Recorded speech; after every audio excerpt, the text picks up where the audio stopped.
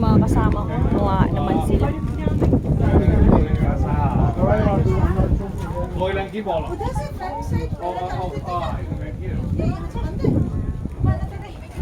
Naunsa ka?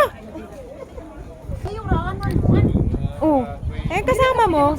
Yung kasama mong nagpunta ng Big Buddha, ang lakas-lakas mag-bike. Oh, tapos nagpahipi. Oh, nagpahipi. Takot daw siya sa heights kasi nandito na kami sa tuktok ng Buddha. Oh, dahil mo umupo pa talaga.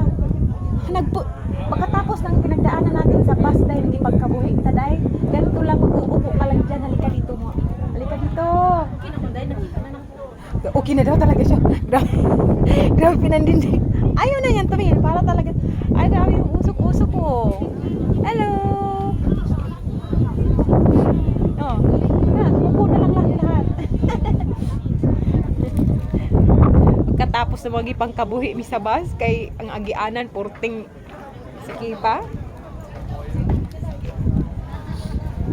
Dito na kami sa may tuktok.